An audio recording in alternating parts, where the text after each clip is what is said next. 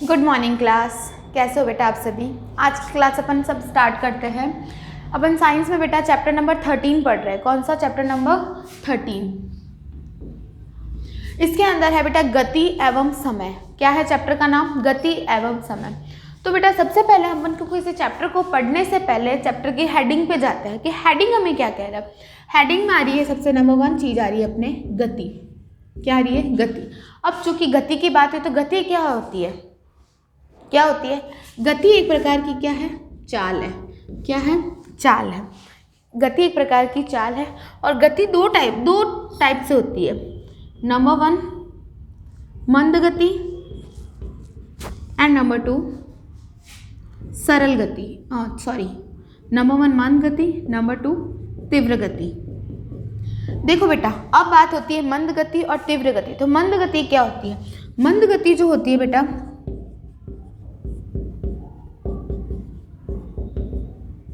मंद गति हो गई धीमी रफ्तार से होने वाली गति को। बेटा अभी हम सब इस चैप्टर का बेसिक कॉन्सेप्ट देख रहे हैं कि इसमें चैप्टर में क्या क्या कहना चाहता है। गति को मंद गति कहते हैं। ठीक है बेटा, ये हो गया अपना मंद गति। सेकेंड ऑफ देन बात करते हैं अपन तीव्र गति की। किसकी करता है? तीव्र गति। क्या होती है बेटा? तीव्र गति तेज रफ्तार से होने वाली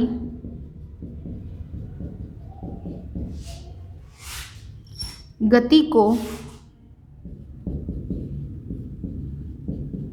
तेज रफ्तार से होने वाली गति को तीव्र गति कहते हैं।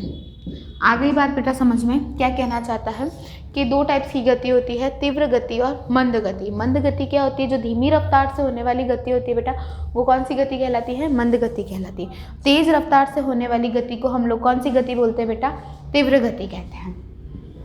अब बेटा अब आप बात करते हैं मंद गति के क्या क्या एग्जाम्पल्स होते हैं। जैसे पैदल होने वाली गति मंद गति होती है, हम लोग पैदल चलते हैं और वही के वही चीज़ अपन बाइक पे चल रहे, कार में जा रहे हैं, साइकिल से जा रहे हैं, तो कौन सी गति तीव्र गति हुई? जो हम कार से जा रहे हैं, कार से जा रहे हैं, साइकिल से जा रहे हैं या फिर बाइक से जा रहे थे, ये एक प्रकार की क्या हो गई? तीव्र गति। और जो पैदल चल रहा है वो हो गई मंद गति। अब मंद गति की अगर अपन तुलना करते हैं तीव्र गति से, जैसे कि उदाहरणों की भी तुलना करते हैं। अगर हम मान लेते हैं कि पैदल चलने में और साइकिल के चलने में, तो तीव्र गति और मंद गति कौन सी हुई? जो पैदल चल रहे वो वाली मंद गति हुई और जो साइकिल पर चल रहा है वो क्या हो गई? तीव्र गति हुई। ऐसे कैसे? अगर हम साइकिल पे जा रहे हैं और एक बाइक पे जा रहे हैं, इन दोनों में से मंद गति और तीव्र गति कौन सी हुई? जो पैदल चल रहे वो हुई मंद गति और जो साइकिल पे चल रहे वो हुई मंद गति और जो बाइक पे जा रहे वो कैसी हो गई? तीव्र गति हो गई। ऐसे कैसे? अगर जो बाइक पे जा रहा है तो ये क्या हो गई? और जो रेलगाड़ी में जा रहा है तो वो कौन सी गति हो गई? रेलगाड़ी की गति किस गति में आती है? तीव्र गति में आती है। और जो बाइक की गति मंद गति में आएगी थी। समझ गए बेटा किस तरह से मैं आपको समझाना चाह रही हूँ? अगर अपन तुलना की बात करते हैं तो गतियों को इस तरह से हम लोग डिफाइन कर सकते हैं। तो मंद गति और तीव्र गति। ठीक है। और एक चीज मैंने बताई आपको अभी, चाल।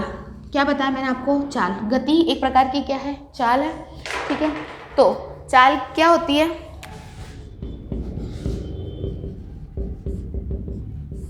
चाल क्या होती है? हम जो चल रहे हैं वो चाल हुई। आम भाषा में अगर हम बोले तो हम जो चल रहे हैं, जो कार्य वो क्या हो गई? चाल हो गई। तो इसको हम कैसे डिफाइन कर सकते हैं? देखो बेटा, किसी व्यक्ति द्वारा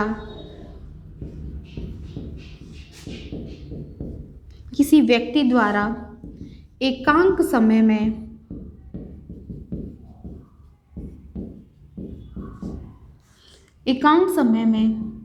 तय की गई व्यक्ति द्वारा एकांक समय में तय की गई दूरी को चाल कहते हैं। एकांक समय में व्यक्ति द्वारा तय की गई दूरी को हम क्या कहते हैं बेटा? चाल कहते हैं। ठीक है, तो इसका हम फॉर्मूला निकाल सकते हैं। तो चाल बराबर एकांक समय में तय की गई दूरी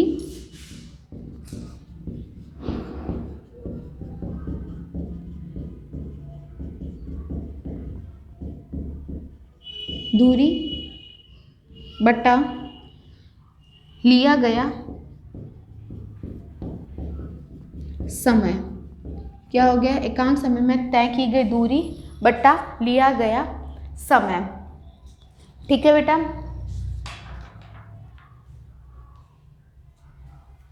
एकांक समय में तय की गई दूरी बट्टा समय, तो इसको शॉर्ट में अपन कैसे लिखते हैं? चाल बराबर दूरी बट्टा समय। आ गई बात समझ बेटा? हम अगर कोई कार्य कर रहे हैं, वो हम एक स्थान से दूसरे स्थान पर जा रहे हैं, तो ये हमारी क्या होगी? चाल। उस दूरी को तय करने में हमें जो समय लगा, तो वो उसको हमने अपॉन में ले लिया। इस तरह से हम चाल ज्ञात कर सकते हैं। दूरी का समय से भाग लगाकर हम लोग चाल ज्ञात कर सकते हैं। ठीक है ना बेटा? दूरी अपॉन समय, इस तरह से हम चाल ज्ञात कर सकते हैं। अब वापस आते हैं अपन गति पे। तो गति एक प्रकार की क्या है? चल रहा है तो ये क्या हो गई? गति हो गई। अपन बात करते हैं अब इस पे गति की वापस से। अभी हमने पढ़ा कि मंद गति और तीव्र गति। ठीक है, ये तो क्या हो गई? गति किस प्रकार से होती है? दो प्रकार से हो सकती है। ठीक है, अब गतियों के क्या क्या प्रकार होते हैं? कौन कौन सी गति हम लोग कर सकते हैं? नंबर 1 हो गई सरल रेखीय गति,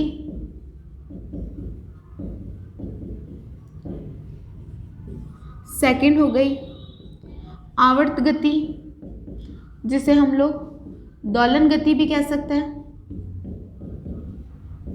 नंबर 3 हो गई घुमावदार गति, और नंबर 4 हो गई वर्तुल गति। नंबर 4 हो गई वर्तुल गति। समझ गए? अब अपन एक एक को पढ़ते हैं अभी। किसको? एक एक गतियों को। देखो बेटा, सरल रेखीय गति क्या कहती है? अगर अपन नंबर 1 सरल रेखीय गति की बात करते हैं,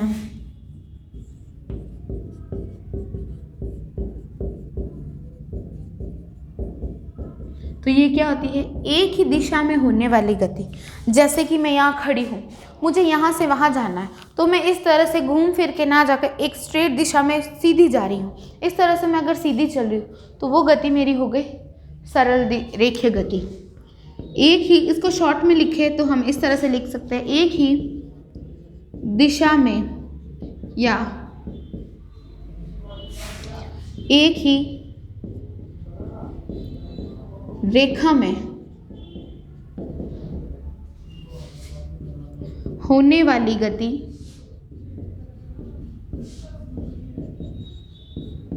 सरल रेखीय गति कहलाती है। सरल रेखीय गति कहलाती है। समझ गए बेटा क्या कहना चाहता है? एक ही दिशा में या एक ही रेखा में होने वाली गति सरल रेखीय गति कहलाती है। वापस से देख लो एक बार। मैं यहाँ खड़ी हूँ, मुझे यहाँ से वहाँ जाना है, तो मैं कैसे एक ही दिशा, एक ही रेखा स्ट्रेट चल रही हूँ, तो वो गति कहलाएगी सरल रेखीय। सरल रेखा में होने, सीधी हो रही है, सरल, एकदम इजी गोइंग गति होती है ये। ठीक है, नेक्स्ट करते हैं आवर्ती गति।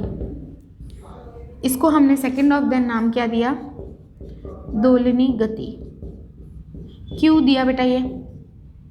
देखिए बेटा, आपने घड़ी को चलते हुए देखा है?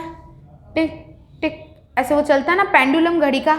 या अपने सरल लोलक को अगर आप धागे से एक पत्थर को नीचे लटकाएंगे, तो वो इस तरह से घूमता है। जैसे कि ये धागा है, इससे मैंने एक पत्थर लटका दिया, तो ये इस तरह से घूमेगा, इस तरह से घुमावदार होगा, इस तरह से। तो ये क्या हो गई? कौन सी गति हो जाएगी बेटा? इस तरह से जो गति होगी वो आवर्ती गति होगी।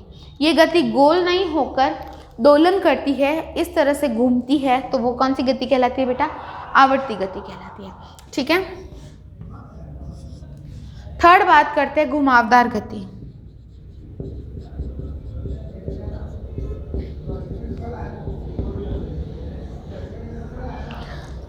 देखो बेटा, घुमावदार गति में क्या कहना चाहता है, घुमावदार गति किस तरह से होती है।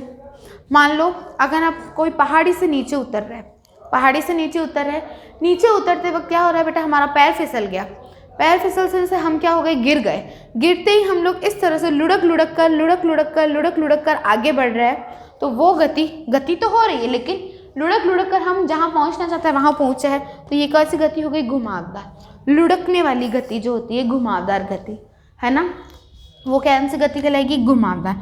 नेक्स्ट फोर्थ है आपकी, यही लिख देती हूँ, नंबर 4 है आपकी वर्तुल गति। वर्तुल गति होती है बेटा गोल, गोल जो गति होती है वो कैसी गति होती है, वर्तुल। ये किस में होती है, घड़ी का सुई, घड़ी की सुई होती है ना बेटा, 12, 1, 2, 3, 4, 5, 6, 7, 8, 9, 10, 11, 12 इस तरह से गति करती है। तो ये घड़ी का सुई जो होता है ना, वो इसमें मिनट का सुई भी घूमता है, घंटे का सुई भी घूमता है और सेकंड्स का सुई भी गोल गोल घूमता है, तो उसके अंदर आगे वर्तुल गति। इसका उदाहरण है घड़ी की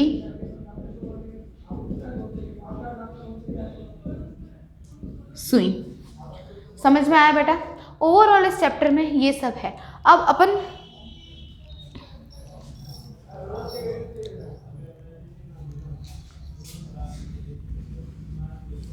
नेक्स्ट बात करते हैं अपन गति का हम मापन किस प्रकार से करते हैं। अब आएगा इस चैप्टर के अंदर गति का मापन, गति का मापन किस प्रकार से होता है, तो ये अपन इस चैप्टर में रीड करते हुए पढ़ेंगे। अब अपन बेटा देखो, मैंने आपको समझा दिया चैप्टर में क्या क्या चीज़ें दे रखी हैं। अब अपन थोड़ा इस चैप्टर को रीड करते हैं और कॉन्सेप्ट क्लियर करते हैं, ठीक है बेटा।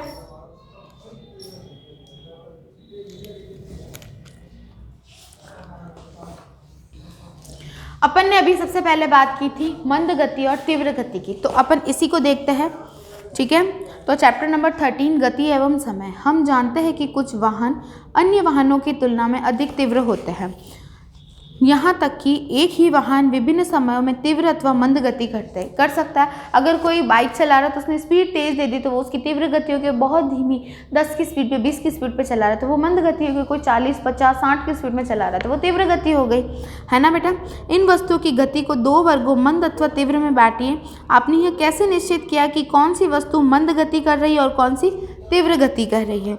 यदि किसी सड़क पर कई वाहन एक ही दिशा में गति करते हैं तो हम उसे सरलता से बता सकते हैं कि उनमें से कौन सा वाहन अन्य की तुलना में तीव्र गति कर। अब देखो, मान लो 4-5 बाइक से एक साथ अगर हम करवाते हैं, रेस करवाते हैं, जैसे साइकिल की रेस कराते हैं या दौड़ करवाते हैं, तो हम पता लगा सकते हैं कि भाई कौन जो फर्स्ट आता है वो उसने तीव्र गति की, सेकंड आता है उसने थोड़ी उससे मंद गति की, थर्ड आता है तो उसने थोड़ी मंद गति की।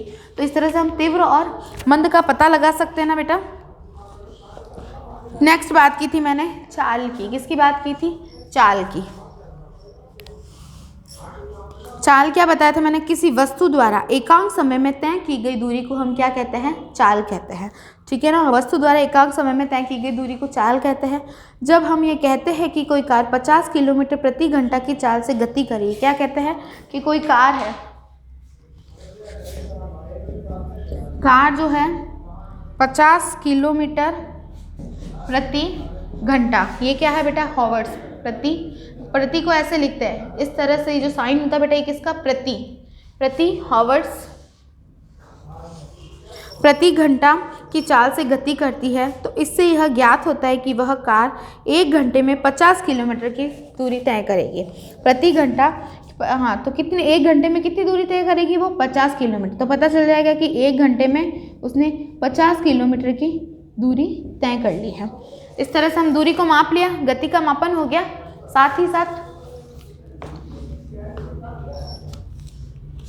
तथापि कोई कार बिरले की 1 घंटे तक किसी नियत चाल पर चलती है, वास्तव में वह धीमी चाल से गति आरंभ करके फिर अपनी चाल बढ़ाती है, तो हम कह सकते हैं कि किसी कार की चाल 50 किलोमीटर प्रति घंटा है।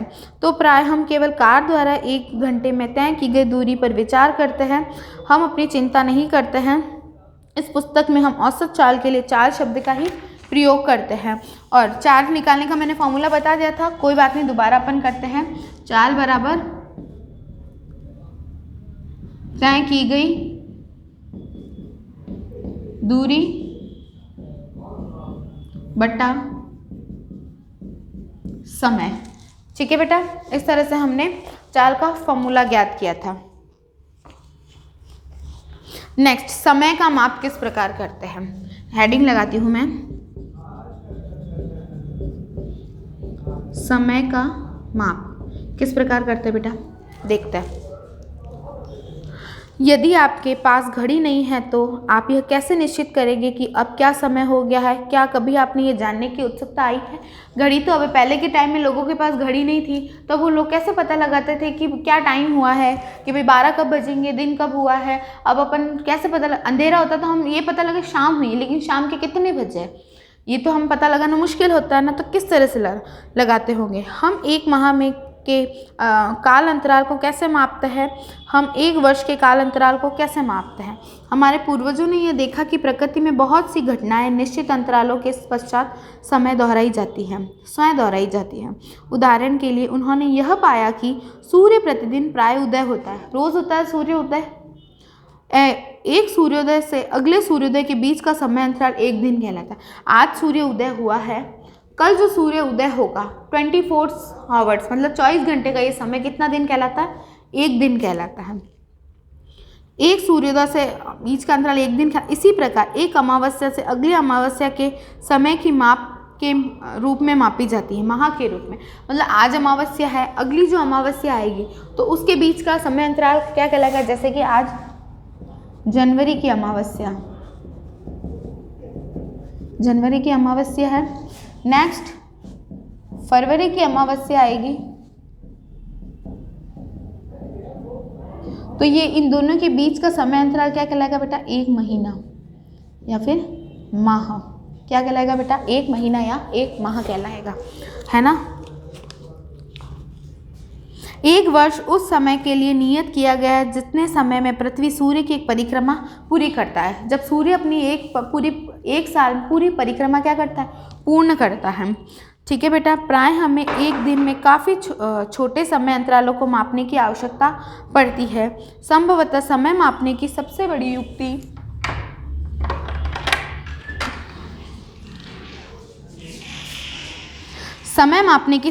युक्ति होती है। तो पता चला बेटा आपको कि अगर आज 1 जनवरी है, उस दिन अमावस्या है, तो 1 फरवरी की वापस जो अमावस्या आएगी, ठीक है, तो ये क्या हो गया, एक महीना हो गया। तो इस तरह से हम ज्ञात कर सकते हैं समय का। पहले के पूर्वज जो थे, हमारे जो पूर्वज थे, वो इस तरह से ज्ञात करते थे जब हमारे पास क्या नहीं हुआ करती थी, घड़ी नहीं हुआ करती थी।